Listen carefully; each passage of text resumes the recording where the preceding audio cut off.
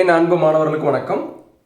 R ஸ்கீமில் இருக்கக்கூடிய basic mathematics சப்ஜெக்டினுடைய மோஸ்ட் இம்பார்ட்டன்ட் 7 மார்க்ஸ் கொஸ்டின்ஸ் தான் இன்றைக்கி நம்ம பார்க்க போகிறோம். நாளைக்கு எக்ஸாமுக்கு எல்லாரும் ப்ரிப்பேர் பண்ணிட்டு இருப்பீங்க. சார் பேசிக் மேத்தமெட்டிக்ஸ் எக்ஸாமை ஈஸியாக கிளியர் பண்ணுறதுக்கு இம்பார்ட்டன்ட் கொஸ்டின்ஸ் கொடுங்க சார்னு சொல்லி நிறைய பேர் கேட்டிருந்தீங்க. அவங்களுக்காக தான் இந்த வீடியோ. இப்போ தான் நம்ம சேனலுக்கு நீங்கள் புதுசாக வந்திருக்கீங்கன்னா சரவணகுமார் மேக்ஸுங்கிற சேனலை மறக்காமல் சப்ஸ்கிரைப் பண்ணி வைங்க. மற்ற நண்பர்களுக்கும் ஷேர் பண்ணி விடுங்க, எல்லாருக்கும் யூஸ் ஆகட்டும். இப்போ நான் கொடுக்கக்கூடிய கொஸ்டின்ஸ் எல்லாம் நீங்கள் தரவாக படிச்சிங்கனாலே கண்டிப்பாக நீங்கள் பாஸ் பண்ணிடலாம்.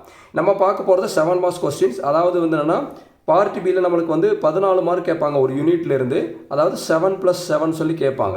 நீங்கள் எடுத்த உடனே என்ன பண்ணணும்னா ஃபஸ்ட் யூனிட் படிக்கணும். இந்த ஃபஸ்ட் யூனிட்டில் கிராமர் ரூல் கட்டாயமாக கேட்பாங்க. கிராமர் ரூல் நல்லா படிச்சுக்கோங்க. அடுத்து நீங்கள் படிக்க வேண்டியது inverse of a matrix. Cramer rule ஒரு 7 mark question, inverse of a matrix ஒரு 7 மார்க்ஸ் கொஸ்டின். மொத்தம் நம்ம 14 மார்க் வாங்கிடலாம். ஃபஸ்ட் யூனிட்டில் இப்போ நான் கொடுத்தக்கூடிய இந்த 2 கொஸ்டின் என்னென்னா மிஸ் பண்ணால் படிக்கணும். கிராமர் ரூல், அடுத்து இன்வர்ஸ் ஆஃப் ஏ மேட்ரிக்ஸ். இந்த 2 கொஸ்டின் படித்தாலே போதும். அடுத்து ஃபஸ்ட் யூனிட் முடிச்சதுக்கப்புறம் 4th யூனிட் படிங்க. 4th யூனிட்டில் பார்த்தீங்கன்னா அரித்மெட்டிக் மீன் சொல்லி கேட்பாங்க, இல்லைனா சிம்பிளாக மீன் கேட்பாங்க, இல்லைனா ஆவரேஜ். இந்த 3 வார்த்தையில் தான் அந்த கேள்வி வரும்.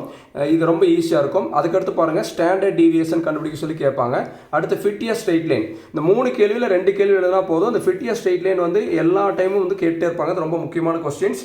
இதை ஃபிட்டிய ஸ்ட்ரெயிட் லைன் ரொம்ப நல்லா தரவாக படிச்சுக்கோங்க. ஃபஸ்ட் யூனிட் 4th யூனிட் படிச்சிட்டிங்கனாலே ஃபஸ்ட் யூனிட்டில் ஒரு 14 மார்க் வாங்கிடலாம். அதை 4th யூனிட்டில் ஒரு 14 மார்க் வாங்கிடலாம். இதில் 28 மார்க் வந்துடும். சரிங்களா? இப்போ நான் கொடுக்கக்கூடிய கொஸ்டின்லாம் கண்டிப்பாக உங்களுக்கு எக்ஸாம்ஸ்க்கு வரும். அதனால் இது எதையுமே மிஸ் பண்ணாமல் படிங்க. இப்போ நான் கொடுக்கக்கூடிய இது ஹெட்டிங் மட்டும் எழுதியிருக்கேன். நம்மளுடைய சேனலில் இதுக்கு எல்லாத்துக்கும் ஆன்சர் கிளியராக உங்களுக்கு எக்ஸ்பிளைன் பண்ணி சிம்பிளான மெத்தடில் போட்டிருக்கேன். அதனுடைய லிங்க் டிஸ்கிரிப்ஷன் பாக்ஸில் கொடுக்குறேன். அதை நீங்கள் கிளிக் பண்ணி நீங்கள் பார்த்துங்க.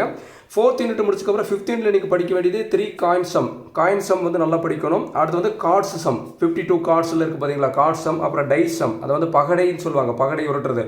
ஒரு பகடை உருட்டினா என்ன, 2 பகடை உருட்டினா என்னன்னு சொல்லி அந்த மாதிரி சம்ஸில் இருக்கும். அது நீங்கள் நல்லா தரவாக படிச்சுக்கோங்க. இந்த 3 யூனிட் நல்லா கவனிச்சுக்க சாமி. First unit, 4th unit, 5th unit தரவாக படித்ததுக்கப்புறம் 3rd யூனிட்டில் நீங்கள் படிக்க வேண்டியது என்னென்னா equilateral triangle and right angle triangle. இது ரொம்ப முக்கியமான question. Equilateral triangle and right angle triangle நல்லா தரவாக படிச்சுங்க. அடுத்து mutually perpendicular. Second unit trigonometry. சில பேர் ரொம்ப கஷ்டமாக ஃபீல் பண்ணுவீங்க. அவங்களுக்காக ஒரே ஒரு கொஸ்டின் மட்டும் கொடுத்துருக்கேன். சைன் ஆஃப் A + B கண்டுபிடிங்க, sine of A - B, cos of A + B, cos of A - B கண்டுபிடிங்கன்னு சொல்லி கேட்பாங்க. இதை மட்டும் நீங்கள் பார்த்துட்டா போதும்.